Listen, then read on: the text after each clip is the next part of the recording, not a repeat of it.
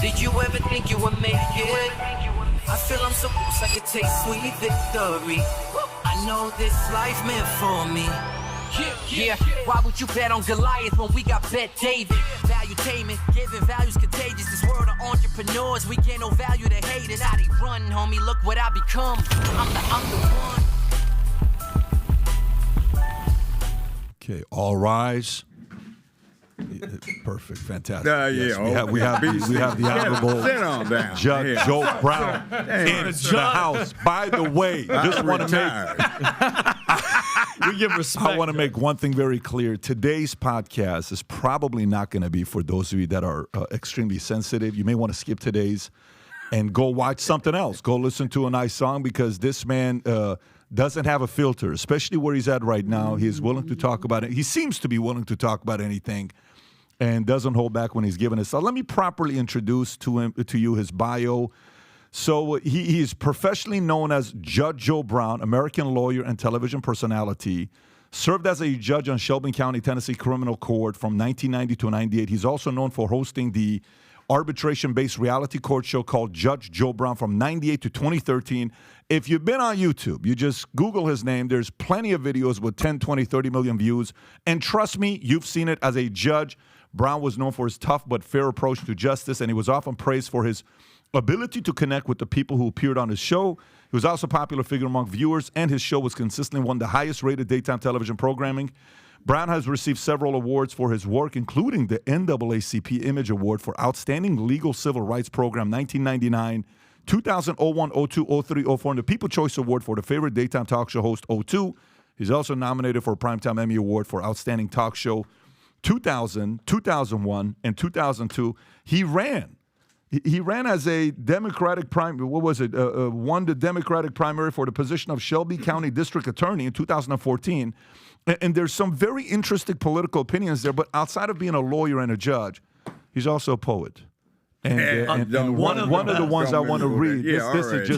This is pure poetry, guys. You know you're a scientist when you start the poem with DNA. The best. DNA, don't tell no lies about what's in between your thighs. The one and only Judge Joe Brown. How you doing? Yeah, there you go. All right. Judge is in the house, I guess, but hell, I retired from that. So, actually, you had to add 2 more years on that being on the real criminal bench. I had 2 years overlapping a lot of Did I miss it? Was it 2015 or 2000 when I I got you. Okay. I got you. And I'm an independent now. I can't stand the Democratic Party. Really? What happened? What caused you to change? They decided to be anti-family and anti-man, and I don't buy into that. Has it always been like that? No, it wasn't. Something happened. They kind of got stuck over there in that far left corner someplace, and they forgot about the working people in this country. When do you think that happened, Judge? Because you ran as a Democrat. Now you're independent. I did. It bothers me. Somewhere in the last 55 years, what's happened is the country is switched over into glorifying what I call dysfunction. And at some point, it's just enough is enough. You've got a thing right now where they're trying to groom children in school. They're trying to install a secular religion as the official religion of the country. People don't have any cause, any purpose anymore, so they want to give them one. But in this one, it says you have no duty, honor, obligation, responsibility, accountability, be what the hell you want to be. Just get your freak on, and there you go. But that's not sufficient to keep people working. Now, when you say 55 years, is it probably closer to the last 15 years that it's really... No, it's been working. See, I remember the class UCLA 1969, and I remember what was being said back then when people said, we hate men for one reason or another, and men are the cause of war, so we're going to ruin this thing for the men and get rid of masculinity. And you had this problem with Hollywood when it was going broke in the face of color television, and you switched from 2 movies every Thursday and Sunday, every week of the year, and Hollywood was going broke, so they said, let's ramp the fee up from 50 cents to $1.50. And we will have one movie that stays in as long as we can, so let's attract the most people by going to the lowest common denominator, promoting dysfunction, ridiculousness, and meanwhile we can propagandize the country to get rid of manhood. And that basically is what's been happening. And by the way, these are some of the topics I got that I want to talk about today. One is family, feminism, manhood, politics over the last 50, 60 years. Fatherless homes, statistics I have on how many single mothers we used to have in the 40s versus 60s today. LBJ's policies in 1965. Maybe you have some thoughts on that, on what changed when he came out with that. And then we got destruction of the black family, masculinity, LGBTQ, and a few other things. War on drugs, a little bit of that with Nixon. Was that a good thing? Did they choose the right enemy? Michelle Obama, Kamala Harris. Trump, Biden, and maybe a little bit of San Francisco cleaning up the streets this quickly. They got this new technology called G. G shows up, streets of San Francisco clean up very quickly. So let's go to the direction you were going, okay? The direction you're going on, what's changed? You said, he said 15 years. He said, no, not necessarily. It's more like 50 years, right? 55. Was it 55 years? Judge, is it more policies? Was it more with a intent? What was the intent? Was the intent because they were trying to please everybody? Was the intent because malicious reasons? Was the intent political? What was the reasons why we've gone through the transitions we've gone through the last 55 years? Okay, the Johnson administration came up with a safety net. They had good intentions, but people are enterprising, so when they saw the opportunities that were presented, they went for them. And instead of having a safety net that dealt with rescuing people from an untenable situation due to the economics that they found themselves faced with, you got people that said, well, instead of using this to help me with my babies, I use babies to get that so I can help myself. So you have multi-generational situations, and even back in the late 90s, I had people in my courtroom where there were 6 generations where nobody had had a job ever. I had one woman in my courtroom starting in 1994. She had felony drug and theft charges. She was 57. She had a 43-year-old daughter that was in front of me that she had when she was 14.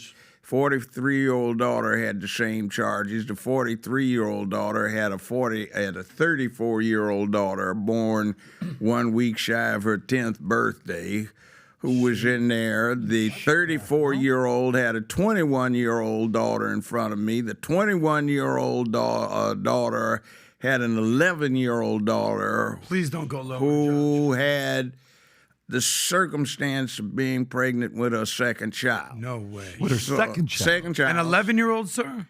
Yeah. So Jesus I got the 21-year-old back in about 14, 15 months. She was 23. Her 11-year-old was 13 with 3 children. The 57-year-old was back in front of me. She was 59, and she had, at that point, 342 lineal descendants we tracked. And then 2 weeks later, after I got that report, she had 358. And between 1996 in 2000, when I retired, exponential increase, she had more than 3,400, and I had 120 plus of her people in front of me in my courtroom, one way or another. One of her sons had 63 outside children by, I think, 59 different baby mamas, and he was 29. 63, 59, he's 29. Yeah. Jeez. So, I mean, people don't even think about this kind of thing. And then we did another study. We found in the high schools in the Memphis area, there were maybe 35 or 40 core problems where the students were much older than they were supposed to be, and they were creating a negative culture for the whole high school. And we found out that this woman that I had in my courtroom and 4 others, every single one of the 5 that they had in there that we were tracking was an ancestor for every single one of the kids in the high schools that were the core of the problem. So just total dysfunction. And the last we checked was 2008. It turned out these 5 women had almost 250,000 people in West Tennessee that were descended of them, and they were still breathing. Safe to say that they've never even heard of the word condom, is what you're saying. Yeah, not only that, but in this group, 3,400 that I wound up dealing with before I retired in 2000, out of this family, we found 2 people that had jobs and graduated from high school, and they were girls who had essentially been kidnapped by their fathers when their mothers went to the penitentiary and got taken to Chicago, which then had a pretty good school system. So those were the only 2 we could find. But see, there's a mass of that out there. So when you talk about the impact of what happened with the Johnson administration, I don't think they intended that, but it happened. Next thing we had in the late 60s, we had the individuals that hated that they weren't men, that's the feminists, the ones that hated men, certain of the lesbians, the one that hated that they weren't strong men, those were the beta boys, some of the gay ones that hated that they weren't normal men, and then you had the ones that stacked on and gave the big ballast that said men were the cause of war, man. We need to have love, man, not war. War is a bad thing, man. We need to get rid of all of this toxic masculinity, like, fool. Where do you think this is going to go? So it went there, and they controlled the communications media, and you get what you get right now, where if you go on Instagram, Facebook, YouTube, you get this mass censorship where you can't say anything that makes people feel uncomfortable. Oh, my God, it hurt somebody's feelings. Oh, hell, a lot of people need the feelings stomped on, you know. Like, dude, what's wrong with you? Grow stronger. But Judge, you've been around when you're doing meeting with all these families. What part of the responsibility is mothers? What part of the responsibility is on the father? Because typically the blame goes on the father. Well, there are no fathers. And see, the thing of it is, these men that just ran off and left the women, these women don't want the men. All they wanted was the babies.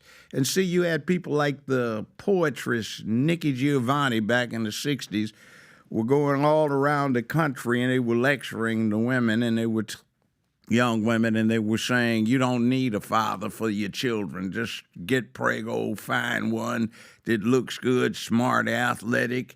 Yeah, that one. And don't even tell him that he's the daddy, because if you bring a man into the picture, they screw up everything. So there was this point where if you had the guy around, there was a problem. And then there was some that did want the guy around, but back when I first started practicing law 50 years ago, one of our #1 cases was getting the check cut back on because some dingbat social worker would sit at the end of the block with binoculars, and if there was 1 or 2 of the 6 or 7 baby daddies trying to play father, they'd cut the check off.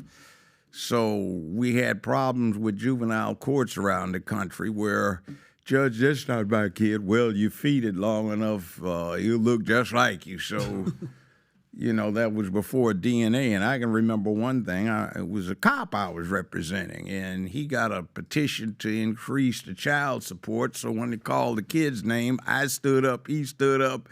2 more lawyers stood up, and 2 other guys stood up. So this woman was collecting child support from 3 guys for the same kid. So we finagled getting some DNA testing, and none of the 3 were the daddies. No way. So, I mean, you have these horror stories going on. That's some old school Jerry Sir, Springer. was this mostly whites, blacks, Latinos? Both. All of the above. All of the above. The juvenile courts, started privatizing and acquiring jurisdiction that used to be in superior or circuit courts. So they became dysfunctional circuses, and a lot of them privatized. And what happens is you want to promote dysfunction because that's business downstream. Now, you know, if you tell this to media, won't talk about what you're talking about right now, but people will say that's because of systemic racism. That's because all of that's been the reason why we are where we are right now, Judge. Because you're not being compassionate to see the pain and the suffering and the challenges Black America's experience, it's because of the systemic racism that we have. What would you say? Okay, yeah, get over it. In other words, buck it up. You know, it's adversity. The world's got adversity. It always has. If it's not a tiger or a lion trying to eat you, it's this. So face it, become prepared to deal with it. Stop looking for excuses, even if there are some. Don't take them. Just say it's something to go conquer. I did something. Now, one thing I will say about this, they have a habit in this country of using black people as guinea pigs. So there is this anti-masculine movement, and back in the 60s, they perceived black men to be the most overtly masculine. So let's attack them first. If we destroyed them and put them in their place, and black women know how to do this well already, then we can make this move up, and then we can do stuff at the top that'll filter down with the propaganda so you unman the country. Meanwhile, the People's Republic of China in January 2021 put an official man-up campaign in place, and so did Russia some years before. Now, I will say this. My former in-laws, or rather my former daughter-in-law, was born in Russian, but she was in the U.S. Navy as a translator, so she was naturalized. Now, if you get what Putin is saying over there to justify Ukraine, it's the following. One, to tamp down resurgent Nazism because it was rampant in Ukraine. Two, to do something about the sex trafficking that's going on over there. There's overt sex slavery, in fact. And three, to save the country from imposing the LGBTQIA plus cult on the rest of the world. Now, I was surprised. I do this X space now, used to be Twitter, and I thought I was getting trolled by some gays that were calling in, but I was surprised to find that they were very much opposed to LGBTQIA as a cult. Like somebody said, well, you can be Islamic, but that doesn't mean you support ISIS or Al-Qaeda, or you can be Christian, that doesn't mean you supported Reverend Jim Jones and drinking Kool-Aid at large church picnics in Guyana. You know, so it's like a lot of them have bad memories about this exposure to pedophilia, and they don't like grooming, and a lot of folk are decent to say you should not deal with children and sex in the same phrase or same paragraph. So we've got these things, and you have to understand what we're facing from the way Putin explains it is it's like a religion. Now, to understand that, think of Buddhism. It's an old, ancient, honorable religion, but there's no deity. But it's a system of philosophy. So what you run into with LGBTQIA plus, et cetera, is a system of philosophy that is being imposed rapidly by the government. It's being crammed down the throats of the kids and the people. You can't put a Christian cross under an American flag on a government building. You can't put the crescent, the Jewish star, a Hindu symbol, or Buddha, or whatever it may be, but you can put a rainbow flag. And you can paint the sidewalks in D.C. rainbow colors, and you can have a government building with a banner rainbow hanging down 11 floors. You see, in other words, the government itself is imposing a religion that it's not giving the citizenry a choice as to whether to follow or not. And as far as the grooming of the children concerns, well, some of us remember if you don't go to church on Sunday, you can't go anywhere else the rest of the week. Well, mama may have taken you to church, mosque, temple, synagogue, whatever it may be, and you fell asleep after 45 minutes or whatever it is. But now, from kindergarten on, you sit there for 6 hours a day, and the teacher with jangles around her wrist and the itsy bitsy spider and all of that, and then they've got a rainbow flag on the wall, and they're teaching this to the kids 6 hours a day. So I know I can remember stuff that I learned when I was in the second grade. Occasionally it'll flash in the back of my head. So I can just wonder what some of these kids are going to be thinking in 70 years, whatever. I don't like the picture because I don't care what somebody does in their own bedroom. Get your freak on. That's your business. I mean, do it as long as you're not sending somebody to the hospital. But yes, sir. It's keep it in the damn bedroom. When somebody starts trying to bust down your living room door and say, I'm coming in here with this. No, no. And then the other thing is we have to deal with manhood and rationality, reason, critical thinking, objectivity, and getting away from emotionalism. When I was on the bench toward the last few years, why'd you do this, young man? I was emotional. Would you please give the court a reason for why you did this? Okay, you were emotional, but what was your reason? You're asking the court not to send you to jail and put you on probation. But I was emotional. What? You started getting this kind of nonsense where it becomes a thing where the population has been propagandized into dysfunction. I mean, it's like, see, if you're going to have a healthy community, you have to have a balance between what the individual does and what the individual obligates himself to when it comes to the whole community. Duty, honor, obligation, responsibility, accountability, duty devolving into courage and elevating itself into bravery, so that what you're about is making where you live a better, safer, more secure place filled with economic prosperity, opportunity, all kinds of things, public peace, dignity, and order, where you are a man of public peace who can be brave and courageous when necessary. When the Titanic goes down, you say, ma'am, you and your child have my seat, I'll drown with the boat. But nowadays, some little fluffy comes in here with a dress. He wants to sit down and say, oh, hell no, get your ass up. I'm going to throw you over there and let's chum the sharks, which you make everybody else say. I mean, really, it is not all right to be a coward. We used to hunt as our number one first profession. And if you're going to do that, you have to have somebody watching your back, your six, so that people would be willing to put it on the line for each other. That's bravery and courage. And now they want to say, whoa, that's okay, forget it, it's okay to be a coward. I even ran into something at one library I just stumbled into. I walked in, and they were conducting a class with some kids about anti-hero. You don't want to be a hero. Being a hero is bad. Like, where the hell did these fools come from? Hey, Judge, can I ask you a question? So Go ahead. Why, I want to know, what is their reason, especially if the government's involved? And I saw what you talked about the flag in front of the White House and stuff.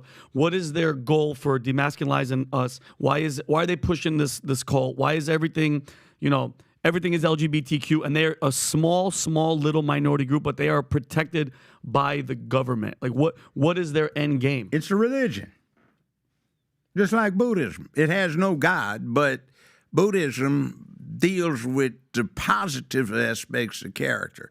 But you see, when you confront somebody with, hey, you can't do that, you got to get up and be up front. You got to put it on the line.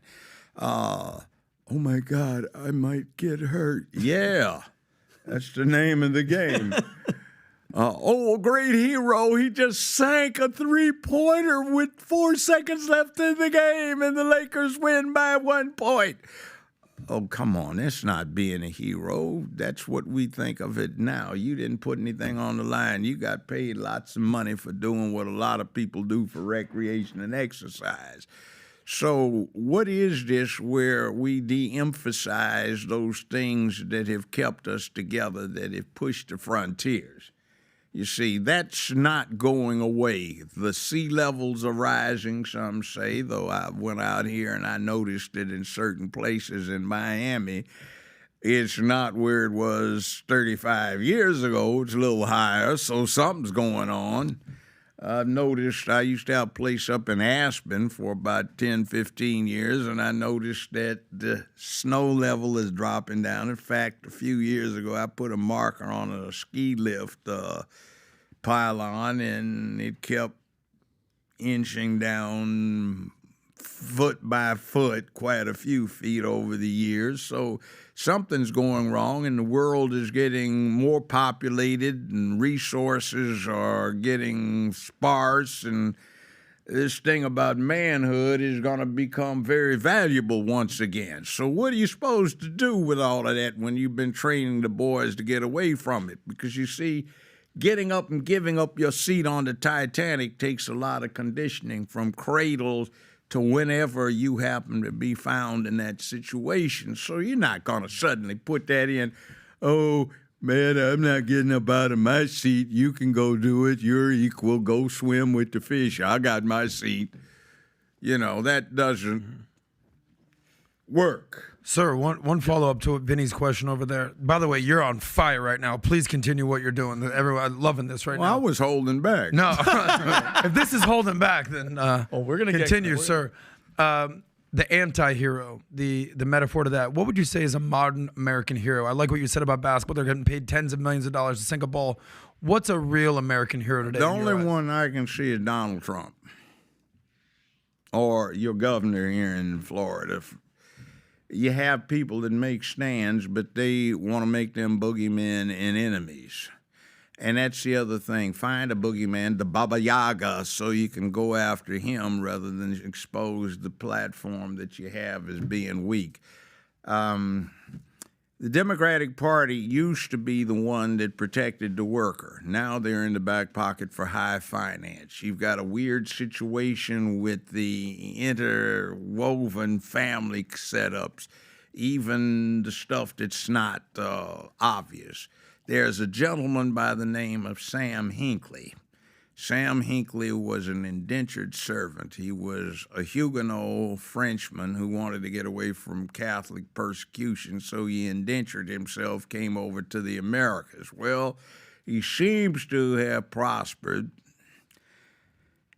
and he had 7 U.S. presidents that are his direct lineal descendants, 1 vice president, and a whole bunch of billionaires. The most recent you can think of is George Herbert Walker Bush, George Walker Bush, Barry Soetoro / Barack Obama, and Dick Cheney. They're all cousins.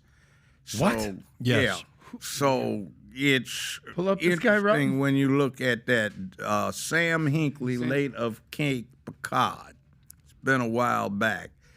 He was one of those people that 3/5 of the number of which in Article 1 were to be counted toward apportioning representation in the House. Part of the 3/5 compromise? Yes. So some people think they call black folk 3/5 of a human, but they don't even mention color in the Constitution. It just says for purposes of apportionment, 3/5 of all people in slavery or involuntary servitude shall be counted toward that number. Now, that's what they're doing to a great extent with the illegal immigrants. The last census we had in 2020 is the first of the 5 that I participated in as an adult, where they did not ask you your citizenship. The other ones, they asked not only were you citizens, they wanted to know if your parents were and how they became citizens.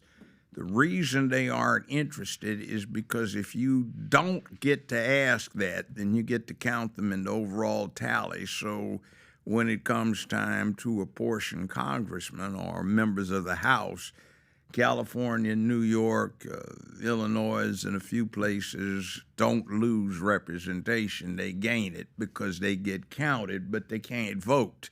So that allows the far left to impose their programs based on numbers of people that are not being allowed to vote. Though New York, for example, is trying to allow illegals to vote in local elections.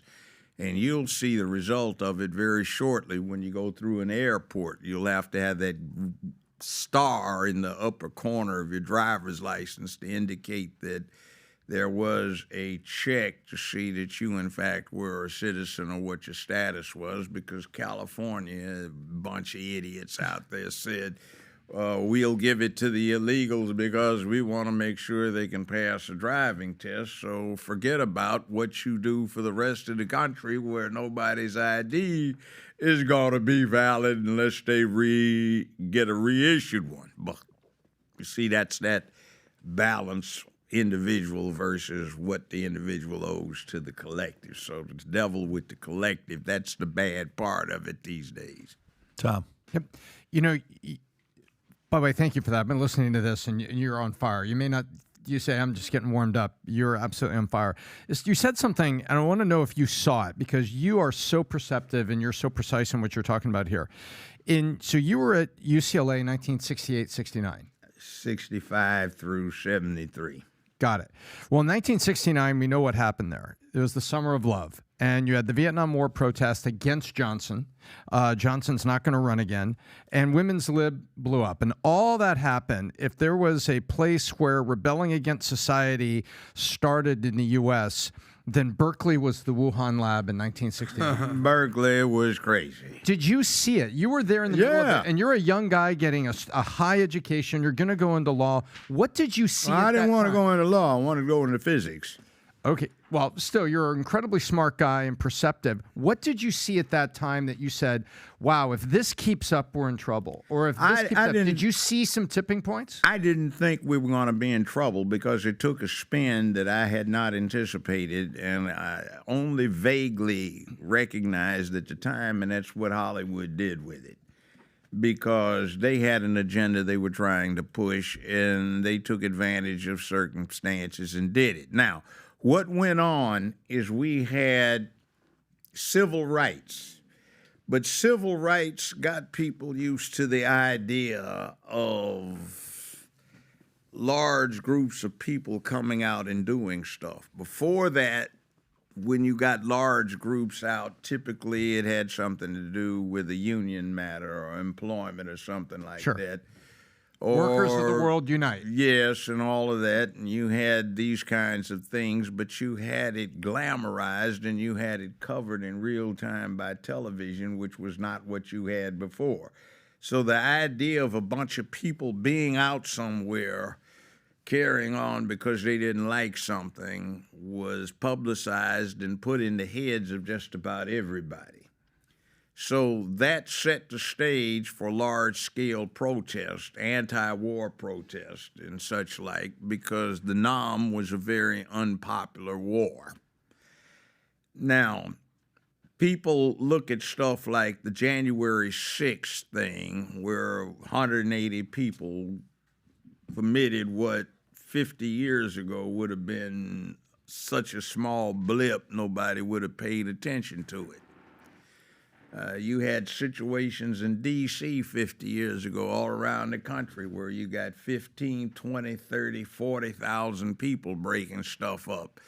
You had the uprisings in the large cities where disenchanted people burnt the place down. I remember 65 August standing on a low-rise hill in Los Angeles, and I pivoted 360. And you couldn't see the sun because the smoke was so thick. It looked like being in a war zone. This was the original Watts riots? Right. And that kind of thing is something that today's people don't get. What they call a protest was just people got bored and came out and didn't have anything else to do with trying to get laid, you know. But nowadays, it's a sense of proportion. We lost maybe somewhere around 5,000 folk over in the sand pile over a 20-some year period. I hate it. But that used to be a weekly tally back in the 60s. See, everybody in America knew somebody that was dead from the NAM. And we had people around that were vigorous, young, and they had been in Korea, and some people that were not even getting too gray had been in World War II, and then the gray-haired folk had been in World War I. So there was a great deal of difference about what folk felt they were entitled to then, and then you were feeling entitled to the opportunity to do for yourself. Now people have this idea that the entitlement is somebody doing it for you, cradle to grave, remaining in the cradle.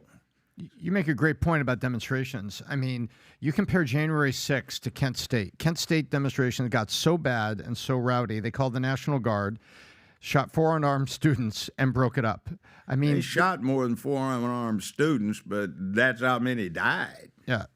And you look at January 6th and you look at the 60s, you look at 1968 after in Detroit, you know, the convention's on the inside and there's a mass demonstration, extremely violent on the outside.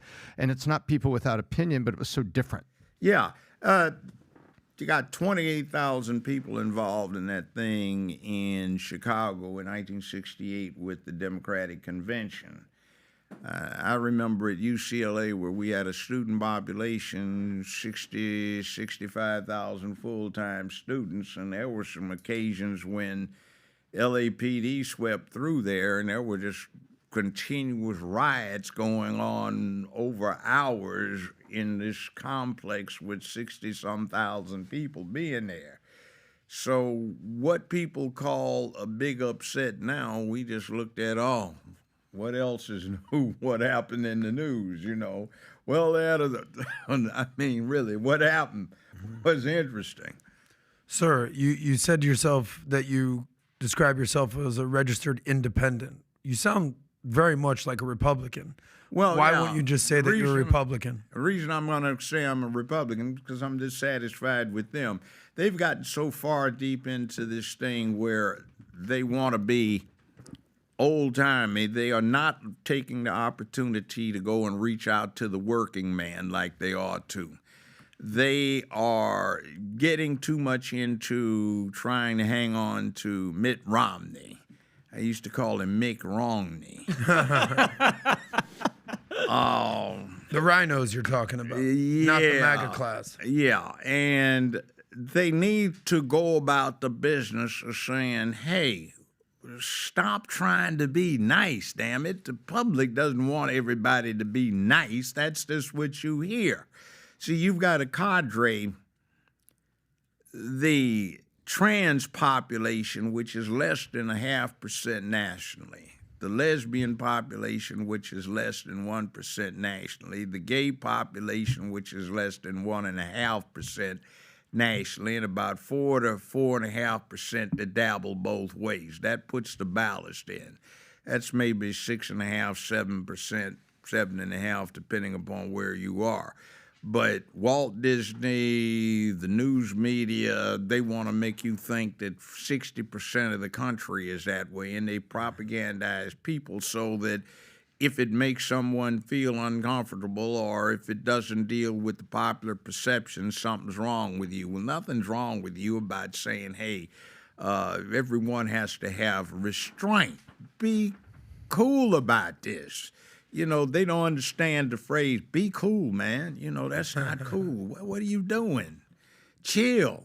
But they don't get it. They've got gangster hip-hop rap video that is spread around the world because you've got a lot of young males who see no masculinity and they want to see it.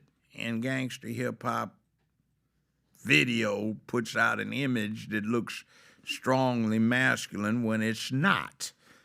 See, what you see in a gangster rap video is female ideation. You've got street cred, somebody that's never seen a real man before. He is ideating on the value system of his favorite 13-year-old aunt when he was 9 years old, and he heard her talk about drugs, thievery, wrongdoing, and finding somebody the opposite sex to live off of. Young man, if the court's disposed to place you on probation, would you please advise the court as to how you're going to sustain yourself? Well, how are you going to earn a living? Yo, Your Honor, it's like this. I got 4 ladies take good care of me. 2 of them got good JOBs. 1 get a crazy check, and the other one get AFDC. They takes care of me. Okay, so you ideate about being a gigolo. What do you do? I smooth them. No, what do you do? See, and that's not masculine ideation. That is the feminine stuff. Now, back in the mid-'70s, I used to run the public defender's office in Memphis. And I would go out and interview a lot of the defendants who were too lazy, even though they didn't have a job, to take the bus, go downtown to see the lawyer. And I'd walk into a kitchen in the projects, and there are the following people: 2 13-year-old females, a 15-year-old, 2 16-year-olds, a 19-year-old, and a 20-year-old. The 19-year-old is the client, and there are about 15 young children from 3 to 7 or 8. The older ones should have been in school, but they weren't. They smelled bad because they hadn't had a bath in a long time. Dried food all over their clothes, mucus all over their faces. They hadn't been wiped and washed in a while.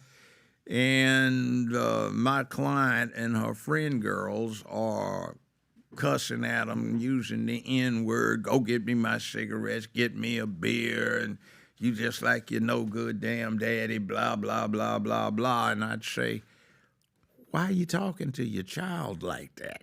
What's the matter with you? Well, he ain't nothing but so-and-so and so. And then I got a shock then when I said, well, why are you in here? You're only 13. I'm trying to have a conference with, well, she can stay, and get your boy off the back there. And I said, that's your child. So the 2 13-year-olds had 3 of the children that were running around out of control. That they were theirs. I was used to seeing something like that where it's an aunt trying to act like she's playing mama, not the 13-year-old being the real mama. Now, fast forward some years, got a 7 or 8-year-old, and it's 1976. Let's go to 1986. He's 17 now. All right, 1996, he's 27. 2006, he's 37. 2016, he's 47, and he's going on 50-ish something now. You see, so you've got this long generational thing of dysfunction. Back up a few years. Ma'am, you're here as a witness for the defendant so-and-so and so and his petition to suspend sentence. Is that correct? Aren't you familiar to the court for some reason? Yes, Your Honor. Well, how does the court have occasion to be having that recollection? Well, you were the public defender at the time, and you came to my house. I remember that. You lived in the projects over in Foot Homes, right? Yes, I did. What did the court tell you? Well, you said was going to go wrong if I didn't change this. Now, this is your great-grandson we're dealing with here, but it's only been 25 years. How do you get great-grandson out of that? You know, and we were talking about some kid that wasn't but, 7? That's right, Your Honor. So what, it's like this dysfunction is just bad. Now, excuse me, would you say that again to the court? You're here to speak on behalf of this individual for sentencing. He's got an especially aggravated rape case because he impregnated a 13-year-old, 12-year-old, and you say you invited him into your house? What's going on? Well, my friend girls were telling me that I got a grown woman in my house. Ain't no reason why we ain't getting another check for that. So you took this 27-year-old and moved him into your house to knock your 12-year-old daughter up. Well, we needed the check. Wow. That's a business model. Take her into custody, no bond on being an accessory to especially aggravated rape. Wow. So here's my challenge where I'm at. I've been listening to you for an hour, and I can listen to you for three more hours. I got 4 questions here for you based on what you just said. On this one here, this specific story, let's isolate this one here. This to me this wouldn't happen if the incentives we had in America didn't incentivize her friends to tell her, you got a woman here that can get pregnant at 12, 13 years old that you can get a check. That's a business model. That's the doing of bad policies that FDR and LBJ created that caused single mothers in America to increase from 1940 when it was only 4% to now 40%. And by the way, it's worse than 40%. No, it's 40% nationwide, not the different sex. Can you pull up the chart that says by different nationalities, Rob? Not this one. We'll go to that one as well. That's fantastic. Go to the one you just showed.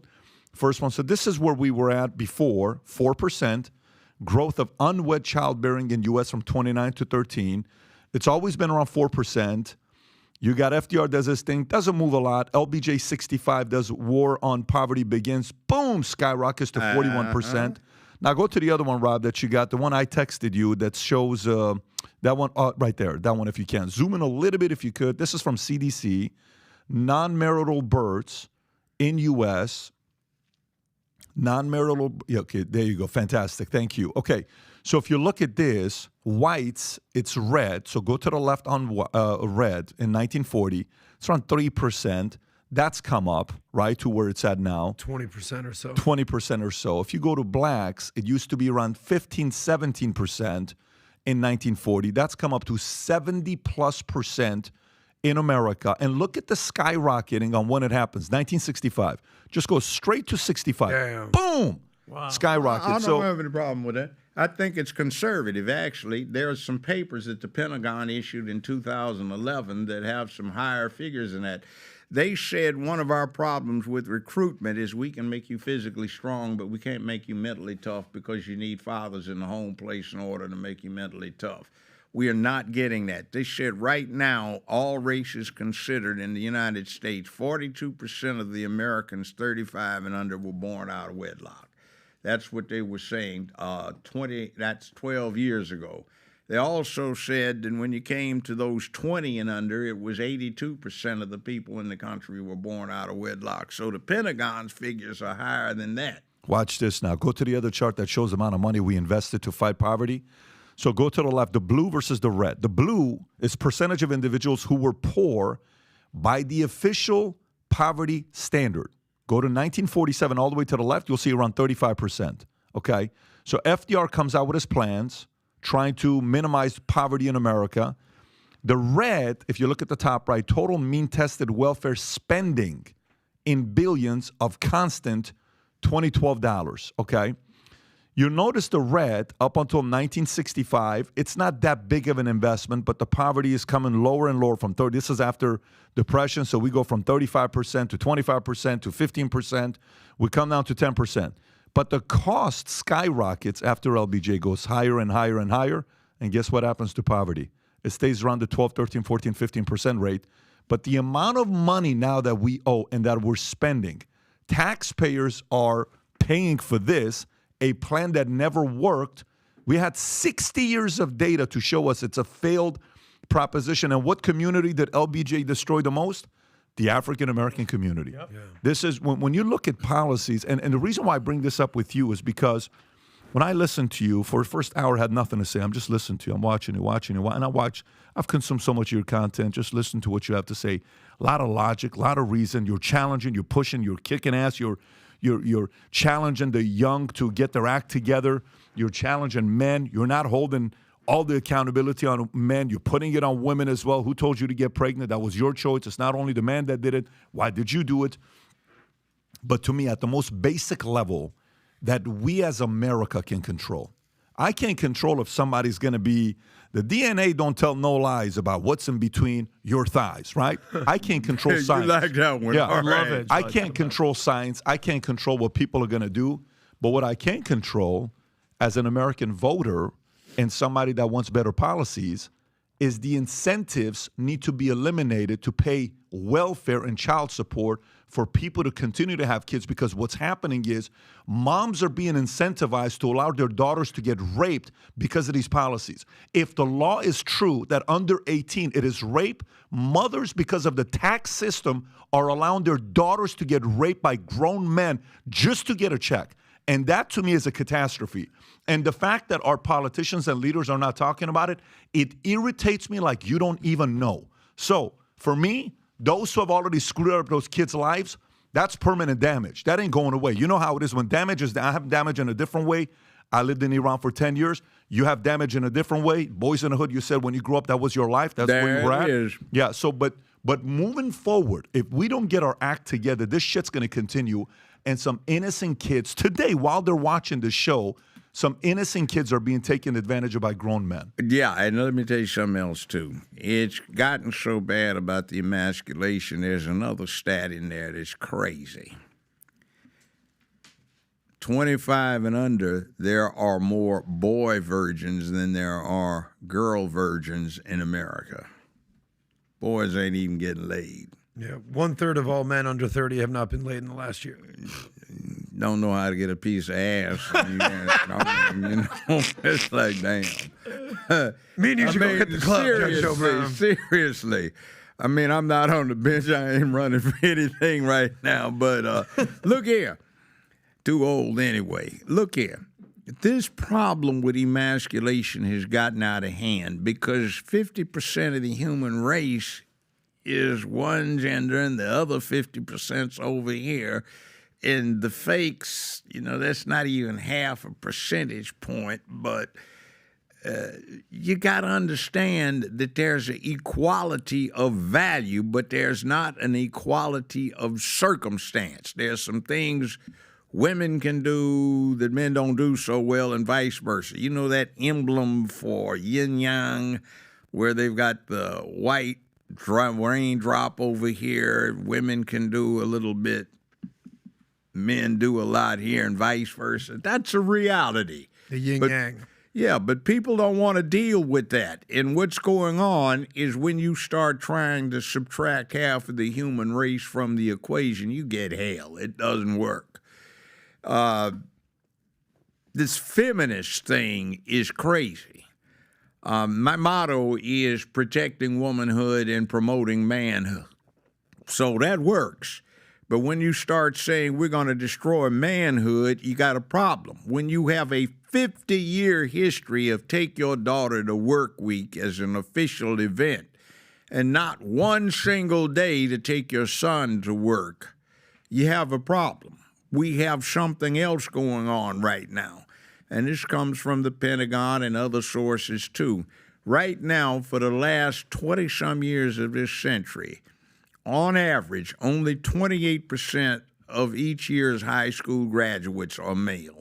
Only 32% of each year's undergrad crop is male. Only 36% of the grad students are male, and only 44% of the workforce is male. Something has gone way damn wrong with that picture. And you have this continued emphasis, especially from the Democratic Party, about female this, female that, this, that, other. We got to go recruit this. And like, what is happening with the boys? And the last I checked, the girls aren't doing the drive-bys. See, when you get the clowns shooting up the schools and everybody wants to say, it's guns, oh my God. No. You can do somebody in with a rock. I've been taking martial arts for 55 years, and I'll kill you with my bare hands, and there's a bunch of lethal weaponry around here. I see a lot of it I can take you out on. Even the books. Remember John Wick, episode 3? you can do that with the books. So, I mean, there's character, and people have to get back to there is no substitute for building character. You have children and you don't know what to do with them. You don't know how to raise them. It's just like training puppies. If you take people puppies or dog puppies and you don't know what to do with them, they grow up to be unruly adults. So you have to be able to handle what you have, but we don't want to put that out there because, oh my God, somebody may be infringing on what somebody wants to do. And, oh, we have to get rid of guilt and shame. Guilt and shame are good. They're self-control devices. Put somebody in a condition of shame. Hey, that's crazy. But then again, people aren't used to this either anymore. The churches, the mosques, the synagogues, nobody talks about sin. It's all about belief. So you believe you get to heaven or paradise or whatever, not behave correctly, because that's difficult. That requires work. You got to forbear on something. No, I'm going to hold off on that. Instant gratification. Inquiring minds want to know right now. You know, we get the press pushing in on this. We get people unable to resist development of something. Hey, you don't get this overnight. You have to work at this. It doesn't come automatically. You'll go out and spend a lot of time in a gym trying to get buffed. What for? You don't know because you don't have a damn job where you need it. But you're just working around trying to look pretty about it. Even the girls do this nowadays. But nobody understands the correlation between workout and work anymore unless you happen to be a professional athlete or somebody that aspires to be one. What have you put in people's heads about heroics? There are no American heroes now. You have Hollywood heroes, but they're just fake. They aren't going out and charging a machine gun nest or going and rescuing a hostage for real. That's play. That's a script. That's special effects. You get the real live war heroes, and we treat them like they're shit when they get back here. Nobody wants to be bothered with it. You got a situation where our damn fool military is spending more money cutting dicks off than they are in buying mine-proof vehicles. Just look at Minnect. Yeah. Hey, you take a Rhino vehicle, mine-proof vehicle, aside from the fact that the damn thing's 11 feet tall and makes a hell of a tank target with a peer enemy, about $500,000 unequipped. But by the time you cut somebody's dick off on a 6-year sentence of which he spends 4 years getting operations and rehabilitation, you have lost the price of 2 fully equipped rhinos, which would have 6 people to 11 people per vehicle. That's 12 to 22 young Americans that are risking mutilation and death because somebody wanted their dick cut off. You know, what the hell is that about?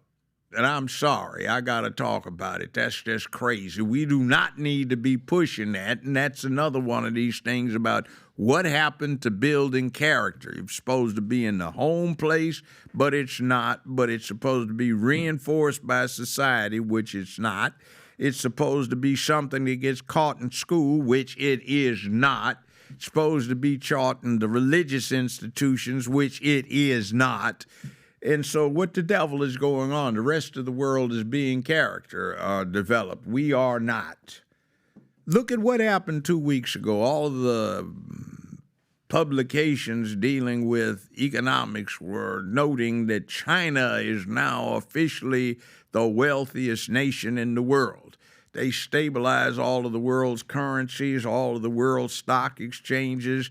They have the fastest computer system in the world. They've got 80% of the world's manufacturing capacity. Hell, why learn English now? You might as well learn Mandarin Chinese if you want to deal with what's going on. So we're giving that up. We're just like Great Britain was 100 years ago. They got a fit. I say, it's just not spotting, And nowadays, they're a third world country. Every one of their former colonies, Pakistan, India, are militarily more powerful. Australia, Canada, you name it. They've got nukes, and they've got some crazy James Bond types, but that doesn't really make up for the fact we're on that same kind of slide. How did that happen, though? You given the stat because the number was where I can pull it up, whether it was 80s or the 90s, where they went from being 86% Brits to now only 38% Brits because they've taken so many refugees and they've taken so many immigrants coming in that they're losing the identity of what it once was. Damn it, I've been paying 30 years worth of my life to try and deal with making the law work. And then you sit here and you award people for criminality, sneaking into the country, and you're expediting green cards, and you're giving them subsidies, and you got a huge homeless problem, no character in your own public. What the hell is going on here? I'm all for immigration if it's legal. Come in the right way. Follow the damn law. I was here with my now ex-wife some years ago in Miami Airport, and I remember somebody, based on the prompting of somebody that worked for security, TSA there, they just happened to be evil. They told them to walk up some stairs to the side when you come in.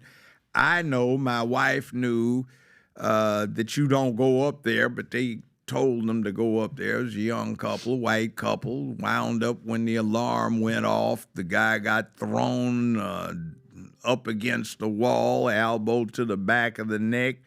They threw him there. The young girl got thrown down on the ground. Her sundress flipped up. She had a thong on and her bare ass is showing everybody.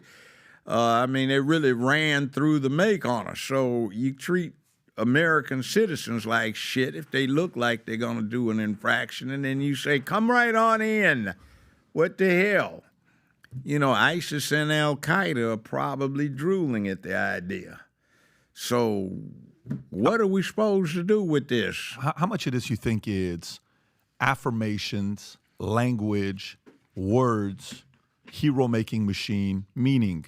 You're not certain words that is used by different communities. You're not a fan of it because you don't seem to be a fan of it because I'm not. Words have a lot of power, right? So if I'm listening to affirmations and it's okay if you want to be a girl, it's okay if you want to be a boy. Maybe you're a boy stuck in a girl's body. Maybe you're a girl stuck in a boy's body. You don't have to tell your parents. It's okay. You're different. It's totally fine, honey. It's okay, sweetheart. All these words that are being fed over and over and over, words have power. How much of the consequence of where we are today is these affirming words being heard from social, from mainstream, from education, from teachers? How much impact do you think these words have had on kids? A whole hell of a lot. We used to spend a lot of our time recreationally doing what we call running the dozens. Hey, man, I don't want to say nothing, man, but your mama, man, I was by there last night, man. I didn't mean it, et cetera, et cetera. That used to be fun, see, but we used to get on other folk, like, what's wrong with you, man? You some kind of freak, man? Hey, what's the matter with you? But, oh, my God, they shamed someone. The police need to be involved. You're talking about somebody 8 years old. You want the police to come down because an 8-year-old made another one feel bad? Hell, they need to learn how to deal with a bully situation. Oh, my God, we can't have that. We must bring in the faculty and the students. You have to be protected by the police. They're only 7 years old, for goodness sakes. Beat somebody's ass and learn how to deal with man it up. Learn how to fight. Back to the Future. Remember McFly went back, taught his dad how to deal with it. He knocked Biff out, and when he comes back, Biff works for him instead of bullying him. They forget that.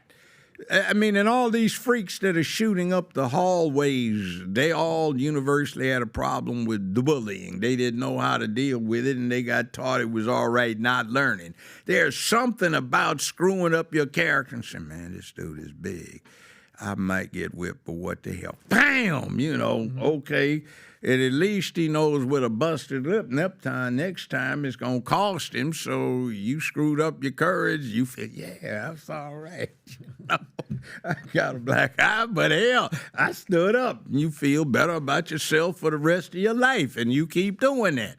This little sissification of the country is ridiculous. It goes absolutely nowhere, and you've got girled up fools masquerading as men in the hood, shooting that up, and you've got girled up fools that don't know how to be men shooting up the hallways.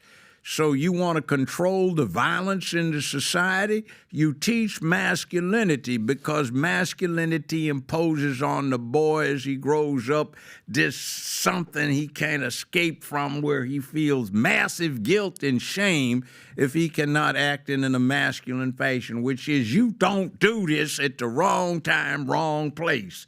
You have perspective. You do not beat on women. You do not shoot your neighborhood up. You do not kill your neighbors. You do not poison them. You don't rape them. You don't rob them. You don't burglarize them. You don't sell poison to them. What the hell's the matter with you? You see, when you take this out of the equation, where you get rid of character, then you got a problem. But you see, character requires restraint, application, dedication. It requires something where you got to go work at it. But you see, everything's supposed to be handed to you. Oh, my God, I want this so badly. Well, it's not just a courtesy. Here, you're entitled to it. You don't have to do anything about anything to get this. It's all supposed to be yours. This welfare state thing you're talking about, that leads in, which goes back to another thing. I could become a Republican if they did a few things these days to get their acts together, stop punking out and trying to go fly over here where you're going to try to please the people that ain't going to do shit for you except get you to lose what you got going. You have Boss Trump there, who somebody is looking at as saying, I like that guy because he stands up. I don't care if he's wrong or right. He stands up. What the hell? Somebody needs to do it. Talk back to these idiots. I don't care if he sounds like he is being crude. I want to hear that every now and then. You know, I cuss when I get in the locker room or around my homies or around my friends, whatever. So what the devil? This is reality. So let's get some more like that and stop trying to get into, we have to distance ourselves from what the hell is you got going. You see, you got a good policy, but nobody wants to hear that because you've been part of this thing where everybody's supposed to have 5-second sound bites, 15-second sound bites, and somebody spent 27 years trying to learn, reading a whole lot of books and doing a lot of research is supposed to be condensed to 15 seconds. Ladies and gentlemen, we have today, blah, blah, blah, and then they don't give you the news, they give you an editorial. I remember when news used to be a public service thing until CNN screwed it up 35 years ago when it became 24/7. After they got rid of the first Gulf War, there wasn't that much news, and you had idiots around, Chuck, what do you think's going on here? I don't know, Earl. Maybe what we have is, maybe there's some suspects in that cabin that's burning. Everybody's looking at the goddamn thing smoking. You're looking at the same thing. Well, Chuck, what if it was so-and-so? Tommy, what do you think? Well, I don't really know, but maybe it's a... God damn it, shut up. Let's see what the hell happens. You know, damn. What's wrong with you? There's a goddamn burnt cabin, okay? Now, you don't know anything more than I do, so shut up. I don't want to hear you speculating on this crap. It used to be, and that's the news for today. You've got 12 minutes to interrupt an ordinary programmer. We'll be back to if there are any new developments.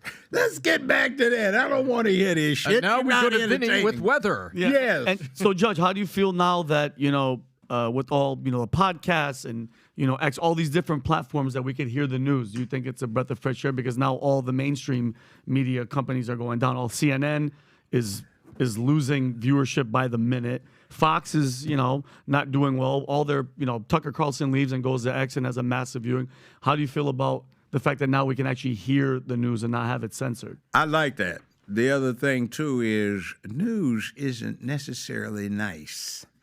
And see, that's the effeminization. I want happy news. Well, God damn it, go read a comic book. Shit. Wouldn't be news if it was nice hell.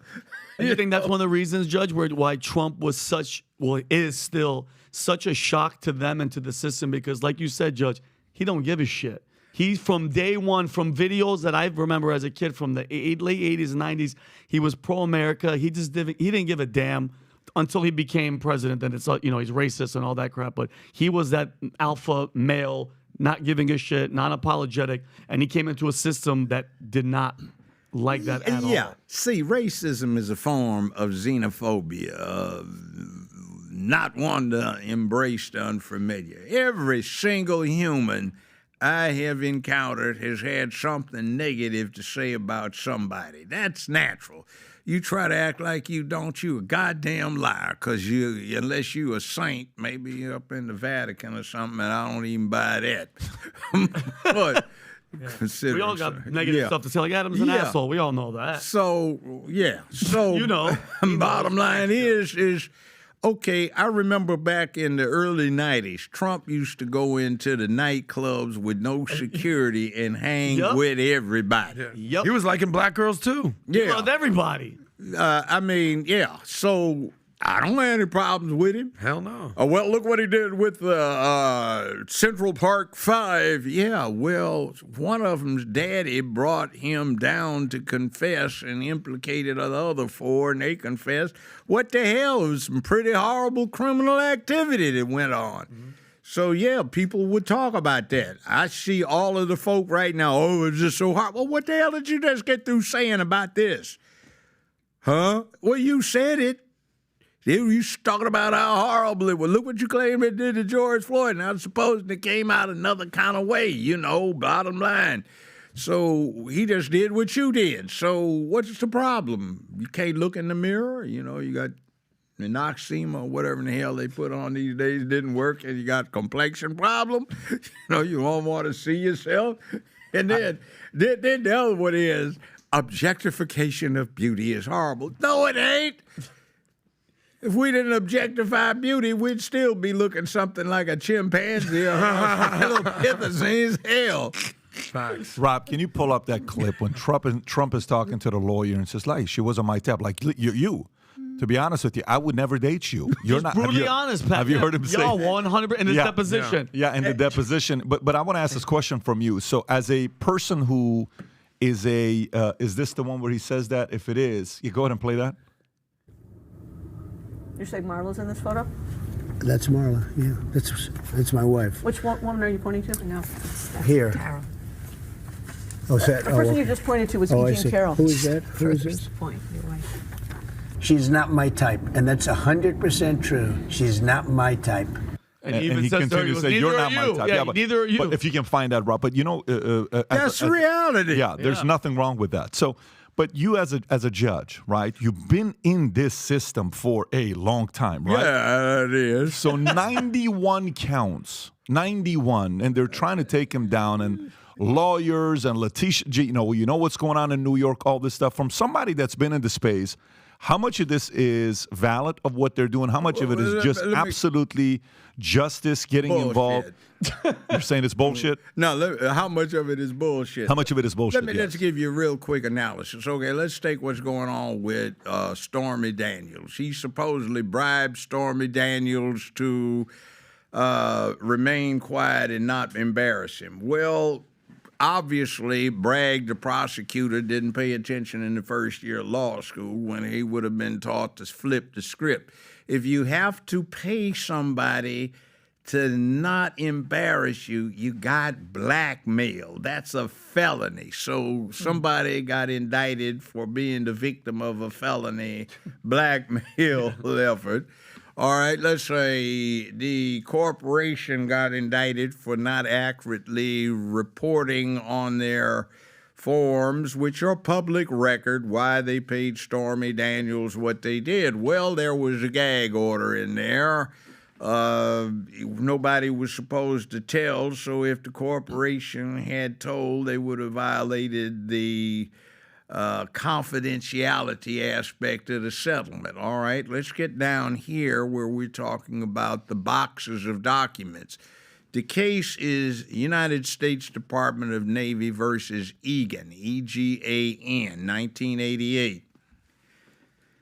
There are a number of concurring opinions, and when you take all of them, you say to yourself, oh, the Supreme Court is saying that since the president is commander-in-chief of the armed services and also chief diplomat for the United States under the Constitution, he has absolute authority and discretion to classify or declassify any document he wishes in any form, shape, or fashion he chooses, partially or totally. And also Marbury versus Madison. Oh, that was 1803. What is that? 220 years ago. It says that if Congress passes a law that is unconstitutional, it has no force and effect. So what we have is a set of laws Congress passed that impugn the president's constitutional powers, so they would have no effect. So the bottom line is if he removes the documents from the White House, then he has de facto declassified them, in one sense, in any form, shape, or fashion he chose. So what happens is the White House was guarded by the Secret Service. Mar-a-Lago was guarded by the Secret Service. So what the hell is the difference? He doesn't turn it over to the archivist. Well, Marbury versus Madison would suggest that the law that required that he do that was unconstitutional, as impugning his constitutional power and authority, and it may be that certain of the things in these documents were incriminating to certain persons who, if they got their little grubbies on them, would try to destroy the records. Meanwhile, let's talk about something else that's associated, since I've actually read the downloaded transcripts of the 3 laptops Hunter Biden left. It was 3, not 1. And there is clear discussion in these emails between the vice president and his crackhead son about taking your guys by the place and looking at the box behind the vets. And there are 42 apparent visits where they go to see what's behind the vet, and the vice president is not protected by that constitutional authority. And since Congress decided to go after Boss Trump after he was no longer president, and they set the precedent for being able to go after the former vice president for what he did then, and I would suggest under Article 2, Section 4, that is adequate grounds for impeachment, which they did not have when they went after Trump either time. They did not cite in their articles anything that was constitutionally permissible to consider. Now, let's get back to what's going on in Georgia. Now, I won't talk about the lady too badly, since she's the daughter of a good, close, personal friend I went to law school with, who used to be a militant, but I won't talk about him or his daughter. But let's just say when I downloaded the 92-page indictment, one of the several things that stuck in my mind was counts that wanted to make it a felony for Trump to advocate to his followers to read or view Newsmax.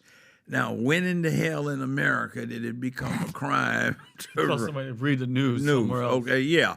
So we get on with these kind of things, and this civil thing here in New York that they're going on now, I think is a complete farce, because there is one big phrase that's been left out of here. Quote, business practices, unquote.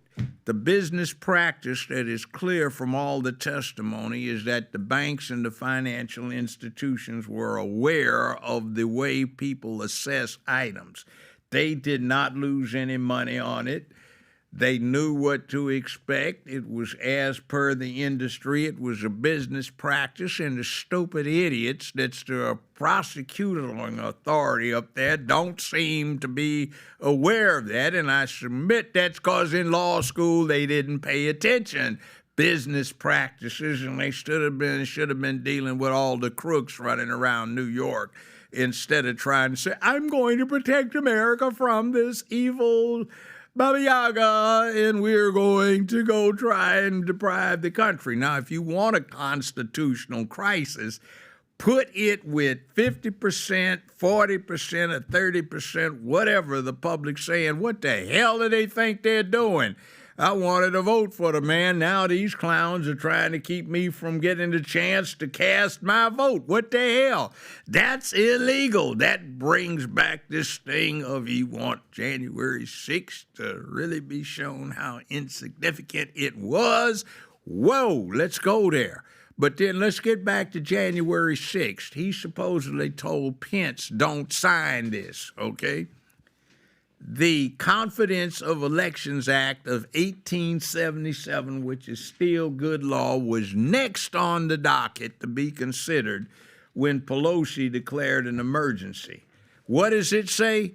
It says the Vice President of the United States shall not certify the purported Electoral College results when there is evidence of a lack of public confidence in the validity or et cetera, the proceeds. So said vice president shall call upon Congress to appoint a 15-man committee, 5 from the House, 5 from the Senate, 5 from the U.S. Supreme Court. Over these proceedings, the Chief Justice shall preside, wherein they shall conduct an independent audit of the election results, taking at least 10 days or as long thereafter as is necessary.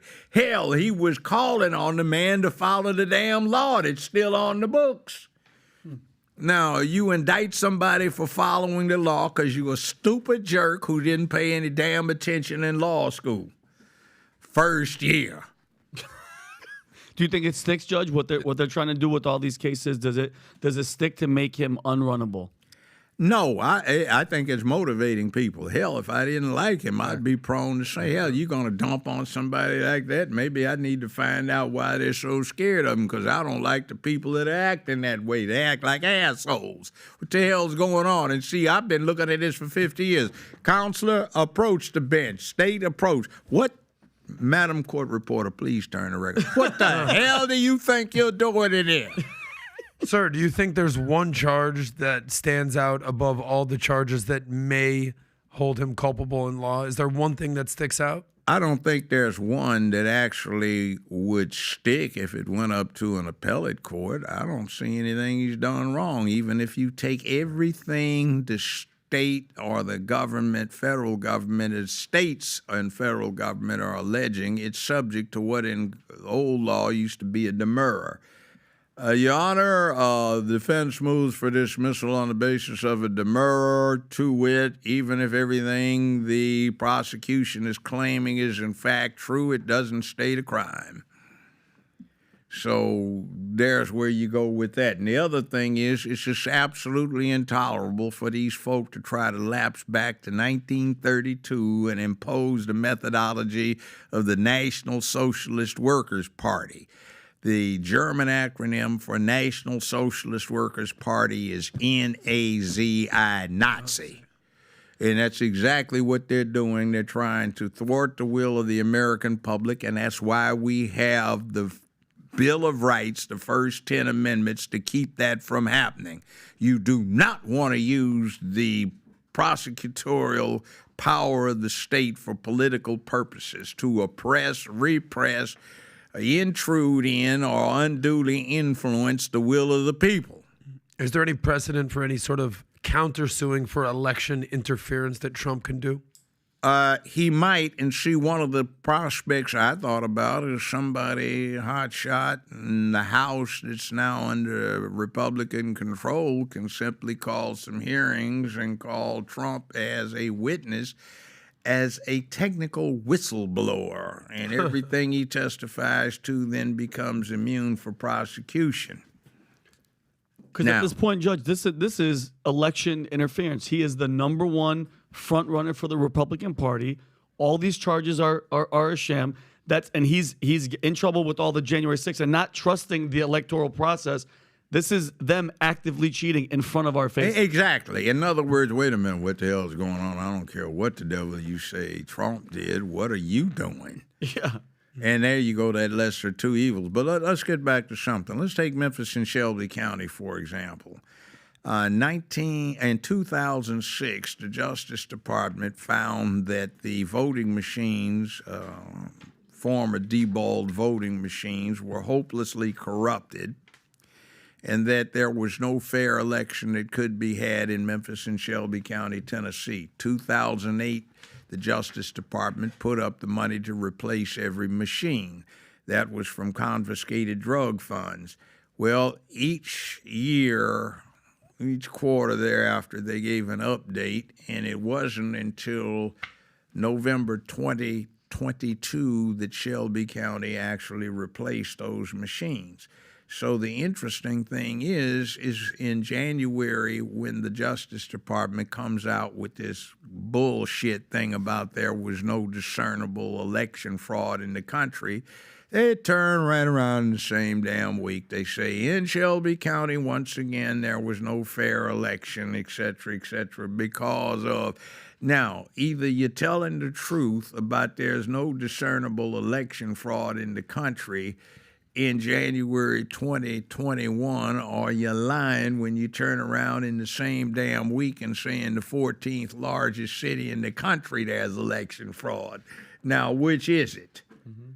You see, that looks like Orwellian doublespeak out of 1984. Yeah. It's crap. And by the way, the other thing, too, I would suggest if anybody wants to get a grip on what's going on, take a read of Orwell's Animal Farm, or if you're too lazy, Google it. There is an Animal Farm from 1952. It's an animation that the CIA put out that's almost word for word following Orwell's books.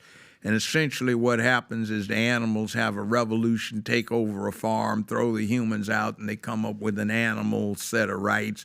All animals are equal, but the pigs correlate with the dogs. Very good book. And they start imposing a tyranny, and then they have a little modification. All animals are equal, but pigs are more equal than others. Yeah. Snowball. So Snowball, I remember reading the book. Yeah. So how do you feel about the prospects of a President Joe Biden, or maybe if he doesn't run, a president? I know you're a big fan of Kamala Harris, or a Newsom, or some of the others. So on the Democratic side, what do you think is going to end up happening there? That's a disaster. Kamala Harris was used to hiking her hemline up when she wanted to get something done in California, but she can't handle the complexity. She's too damn lazy. She won't listen to her briefings and her staff.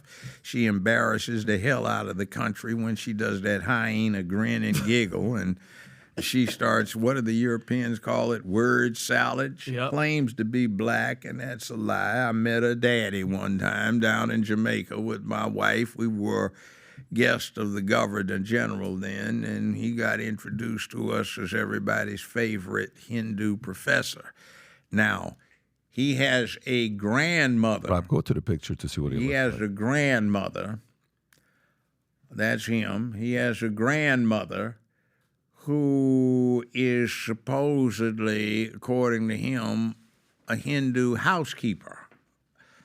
According to Kamala, that great-grandmother of hers is a black woman. But even if you took the picture through the complexion, she's not completely black. So in a lot of places in the United States, if you were only 1/8 black, that didn't make you black, because that one-drop rule for most of the Confederate states wouldn't even apply.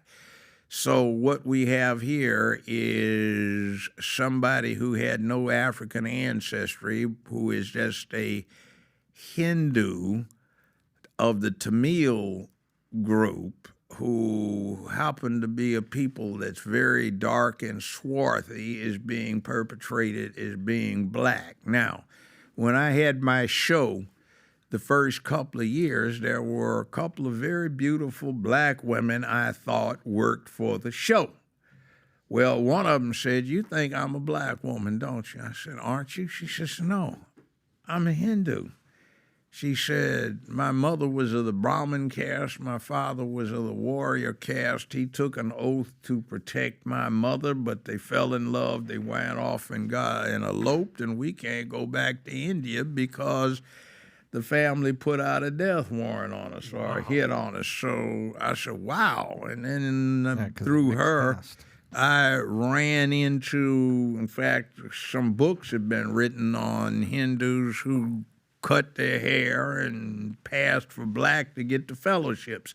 Now, she's lying about something else. During her debates with senile Biden, when they were both running for president, she accused him of not understanding something, how when she was an elementary school student in San Francisco, she says she was one of those who had to be bused because of the integration plans. Well, she published some years ago her high school yearbook.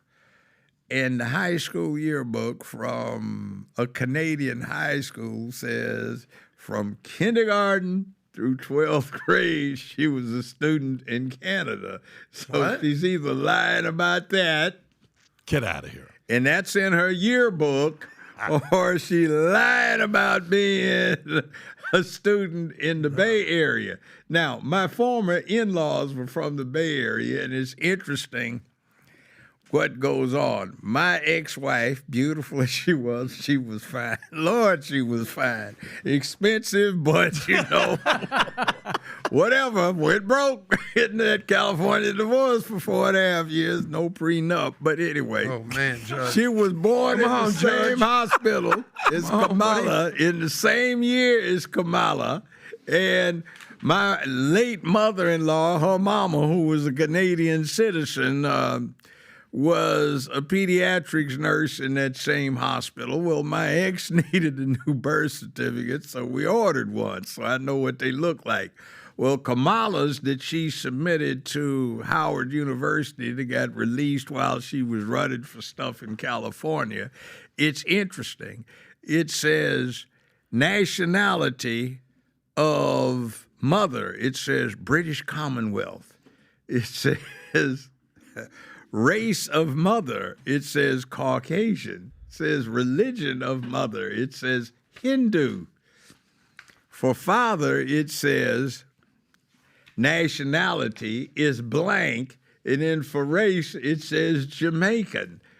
So Jamaican is not a race, and I am personally acquainted with at least one blonde-haired, blue-eyed English aristocrat whose parents are peers in England. One's redhead and gray-eyed, and the other one's blonde-haired, blue-eyed, and all three of them were born in Jamaica, and they're Jamaican citizens, and they can speak the patois as good as anybody else who's part of the Commonwealth, so you don't have to be of African descent to be born in Jamaica. And I've been there so many times that they... Judge Brown, you are Jamaican. You like to come to Jamaica, man. With the blood clot, boy. I don't know. You look like, man, you be down from St. Elizabeth Parish, man. You know, boy. So Judge, what you're saying is if Kamala's, if you say actually she's just Indian, then that status or that accomplishment of the first African vice president, it's still up for grabs. Bullshit. It's still up for grabs, though. So somebody else could still get that spot. Yeah, sure. It's same thing with Obama, the first black American. Well, yeah, technically, I guess, but he has no mama, no daddy, no aunts, no uncles, no grandparents that went through the black experience in the United States of America. Now, I'm 76, but I can remember my mother used to be a librarian with Tuskegee Institute. I remember one time when I was 5. We were driving from there during the summer to visit some of her relatives in Jackson, Tennessee, and we made the mistake of starting off too early. In those days, if you were black, you traveled at night and slept during the day. It just wasn't safe. And anyhow, my old man had this olive green DeSoto. And my mother was fishing in the glove compartment, and she asked me, sitting in the back, to hold her Coke. So she loved her Cokes, Coca-Cola. So I've got the bottle sitting on my knee, and plunk, the bottle shatters, and then I hear the gunshot, and there's Coke all over my leg, and I'm looking at this bullet hole. My old man was decorated. He was at Bestseller in World War II. He was telling me about it. So I said, somebody shot at us. He said, I know. My mother said, son, just get out on the floor. She was calm. So I'm more worried about her getting mad at me because I broke her bottle of Coca-Cola. But anyway, see, Obama has nobody in his family that went through anything like that. Mm-hmm. And it's kind of crazy what the problem is. I'll go to another one, birthgate. The Constitution of the United States defines citizenship in 2 places. One of them, he qualifies. All he has to have is an American parent. He can be born anywhere in the world. He's American citizen. The other one is a little bit more interesting. It deals with running for president or vice president. You have to be born on American soil. State, territory, protectorate, military, naval base, consulate, or embassy. Bad news, Republican Party. Cruz does not qualify because he was bragging about being born in Canada. That disqualifies you.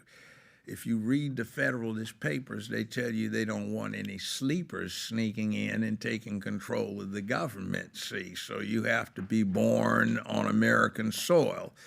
Consulates and embassies have a lot of things where women rush to have their children there when they can't get back so they could qualify for that. We have a very interesting person everybody's heard of, Winston Churchill. He was an American citizen because his mother was from Chicago, an American heiress, and his father was an English lord. He renounced his citizenship so he could become Sir Winston because America does not allow ennoblement under the Constitution. But he was an American citizen. That's one of the reasons he had such a fan club, but he couldn't run for American president because he wasn't born on American soil. Now, if you, there you go, it was just up there. If you are born in American Samoa, the Canal Zone, Puerto Rico, you can run for president. But now, here's the problem. Obama released a birth certificate when he was enrolled in college, and it lists on there the room number, the phone number of the pediatrician who did the delivery. It noted his mother was 18 years, 3 months, which meant she got knocked up at 17. And she was a citizen of Canada, and it lists all of the details. The phone numbers were working ones, so that's one birth certificate. But he's in the White House for 18 months before he gets one from Hawaii. Now, the problem with that, I see, is 2 people that were on my show worked on my show first couple of years were from Hawaii, and they needed the passport because they were going to take a trip. So I'm in my office in the headquarters for the show, and I made the phone call to the Department of Vital Statistics in Hawaii and had them expedite the delivery, and they got their birth certificates in 48 hours. So if I can do that back in 2000, to hell with the President of the United States taking 18 months to do it. See, I don't buy it. The other thing, too, is where he went to school. Now, 20-some years ago, more than 20, my now ex-wife wanted me to send my oldest son to one of the same places over there. In fact, the same place he went to school, and when I checked, I said, this boy is not earned this because the tuition, not including room and board, was $95,000 a year. And I talked to two people, one of whom worked out in Hollywood and one I met in Hawaii some time ago who bragged about going to school with Obama. And they said the tuition when they went there with him was $45,000 a year, not including room and board. A little rich kid. So his father, Lolo Sotoro, was an interesting person. He was international executive vice president for Standard Oil. He also, that guy on the left. This is apparently Obama's father, you're saying? This is his adopted father who adopted him when he was about 2 years old. Now, he is an interesting person. He also was a major in the Indonesian army from 58 to 1962 or 3, and he ran the death squad. So there was allegedly a warrant out for him from The Hague for mass murdering or being responsible for killing 500,000 people back in the late 50s when he ran the death squads.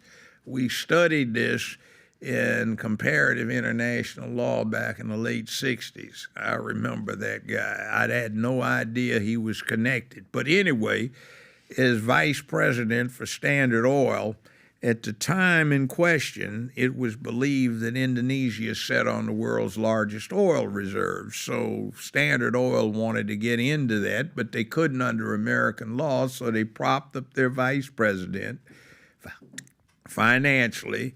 He ran the death squads, had a lot of muscle, so he wound up becoming the oil tycoon for Indonesia. And when he died, he was one of the richest men on earth.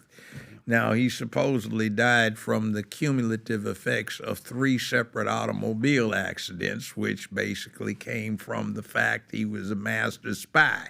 The U.S. protected him because at the time, he was running the spy operations for the CIA as a contractor in China, North Korea, North Vietnam, Cambodia, and Laos. And remember the NAMs going on at this point in time.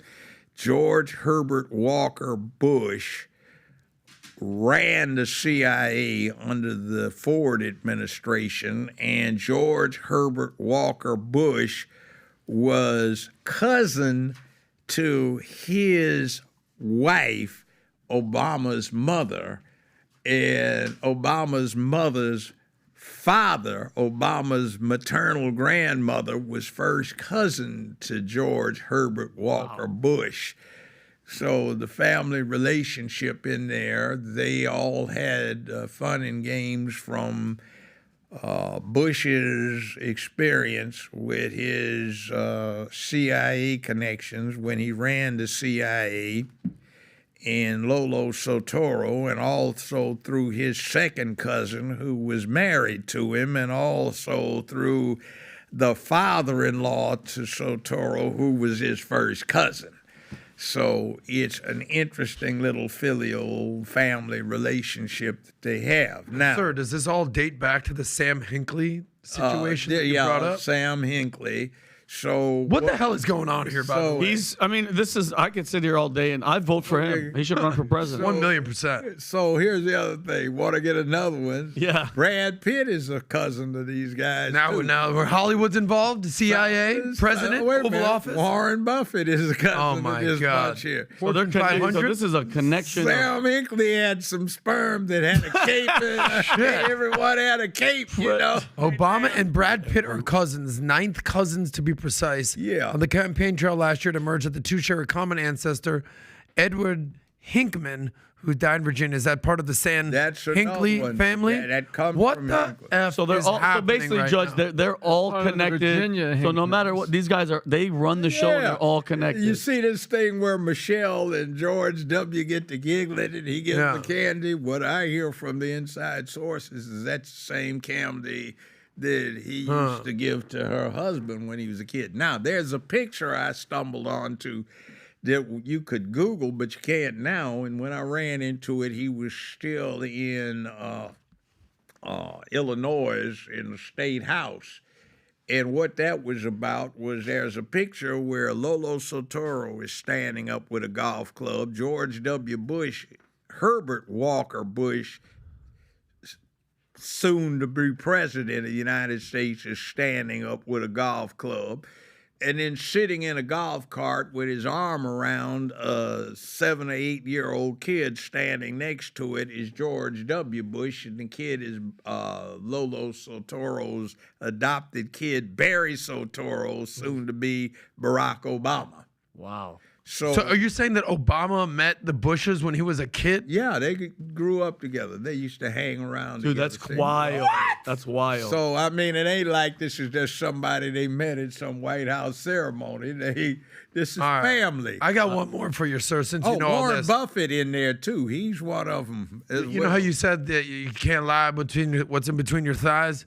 What do you know about Michelle Obama that we don't know? What have you heard, Judge? No, but there's one picture you flashed up there that they have a copy of in the White House. Which one? I did. My mind is full on blown right now. I love My it. brains are against the wall. Which picture, Judge? There's one that's in the White House now. They attended a ceremony a couple of years ago. Where is it? I think I saw it in there. And who is this? It's When they were Barack handing out the letter? Obama, yeah, and all of that. Barack Obama and Michelle. I don't know what she is. Do you think she's going to run, Judge? You think I she's gonna run hope not. That's a waste. But I tell you one thing that I don't like about Barack Obama. There was an incident in Cabrini Green, some projects, high-rise projects, now torn down in Chicago. There was an old lady in her 90s in a wheelchair. And some gangsters broke into her apartment, and they had been raping and robbing women in these apartments. Now, she had a single-action Colt 45, a peacemaker that her late husband, a cowboy, had left her. And she shot several of the people that had broken in. Well, she got prosecuted at the time under Chicago law for having an unregistered firearm. There was a special act in front of the Illinois state legislature to grant her immunity, and it was unanimous with one holdout, and that person was Barack Obama. Wow. I didn't like him ever since then. Now, there's another guy that was the congressman from the district he ran for, Bobby Rush, who was a former Black Panther, and I did get a chance to see the tape of that, and Rush embarrassed the hell out of Obama, who knew absolutely nothing about the area he was running from. It was this thing he was representing, a real estate developer, the law firm was. Now, he comes from good Republican stock, Obama. The firm he and Michelle work for is one of the oldest Republican law firms in America. And in fact, they helped finance Abraham Lincoln's first run for president. So the toilet paper, I guess, has elephants printed on it, but, you know, wipe your ass with the elephant, you know, I guess you're pretty committed. So interestingly enough, to show you Obama's fraud, the Heritage Foundation, which gets into stuff pretty deep, you've heard of them, all right? Of course, yes. They do a report card every year on the representatives in the House and the Senate. And they gave Obama 2 years running their third highest rating, a 96+%. Second place man got a little higher +%, and the first one got 97%. Correct voting for conservative causes when he was a U.S. Senator, which certainly doesn't fit his persona because he's an opportunist. He had the lowest voting record out of the 100 senators, but it is what it is. So you don't know where the hell he's coming from, and I guess that's because of his family spy background. Spies aren't known for telling the truth. I mean, you get caught, damn, if you did. Yeah. But speaking of which, I want to get off into another thing. I just thought about it. This thing that Biden is talking about, it's a done deal for D.C. to get statehood. Now, I was born in Washington, D.C., disclaimer. So I guess I'm a native, but D.C. does not need a statehood. It's a relatively smaller, middle-sized American city, about 300-some thousand people. And if you want the citizens, the residents of what's now the District of Columbia, to be able to get adequate voting representation in Congress, your solution is simply to return it to Maryland and keep the Capitol Mall as the district where nobody lives except the president, vice president, so then they can get representation, they can vote in Congress, because otherwise all you're doing is giving this 300,000 plus population city the clout of a state. And when you go to D.C. right now, they've gentrified the place and it's a rainbow city. So that would give the cult the clout of a whole state for living in a medium-sized city, which is inappropriate. That's just a dodge, but that's the poison on that. To give them their votes, simply cede the damn district back to Maryland where it came from in the first damn place, and they can get representation, they can vote. Now, I just thought I'd throw that in. I have one last question for you. I know we got to wrap up. What's it going to take for you to call yourself a Republican? Because I think I just became a conservative literally on this podcast. Swear to God. Well, I could become a Republican if the people in charge start dealing with recognizing their opportunity. What the hell?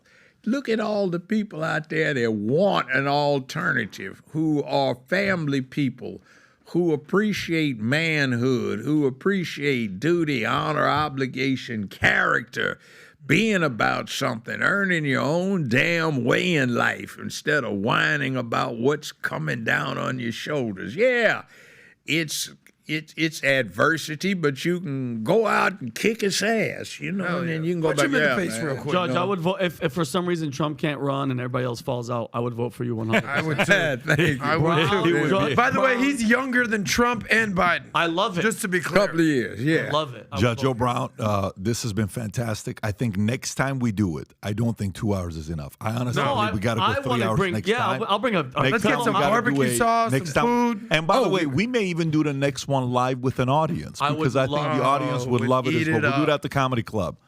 So, Judge O'Brown, thank you so much for. I can do a little of that too. Oh, I Stand-up love comedy, it. I yeah. would love it. He had has some been British accents. fantastic. Yeah, man. Jamaica. Really enjoyed it. Thank you so much for coming out. Cannot wait to do this again next time. Rob, is there a website? Is there somewhere where people can? Is there anything you're working on? Okay, with the audience? here. If you want to get me, I do X. It's at Judge Joe Brown TV. Following you right now. I do. There you go. Let's see. Well, I don't know about more executive vanish in China, but I like that where instead of getting for being crooks, instead of getting a $5 million book deal, then you get a wall that you can prop up for a brief while until you slide off. Okay, yeah, there you go. Go give the judge a follow, Rob. Put that Man link up. below. Now- Give him a Man up. follow. And also for those RFK, I think VIP and premier tickets are sold. There's some general tickets, I believe, left. December 6th, Town Hall with RFK 2 to 4. It happens to fall on the same day as the debate for GOP in Alabama, which means some of the things he says that day could cause a little bit of, you know what I'm saying? For some of you guys that got VIP tickets, you get a chance to ask him questions as well. Text the word podcast to 310-340-1132. Again, 310-340-1132, or go to 5990live.com to register for the podcast. Two other things I have to mention. I do Monday and Thursday with The Real Dana. You can catch us on YouTube when they're not censoring us too badly. And also we do a Twitter space on X every Tuesday. And then locally, she's a fine young lady, Valerie Denise Jones. We do the Judge Joe Brown radio thing. It's syndicated. We do that on Fridays. So you can check that out. And There you go. Don't forget. Yes, Thank sir. you again. Take care, everybody. Bye, bye, bye, Barbecue bye, bye. sauce. Don't forget the sauce.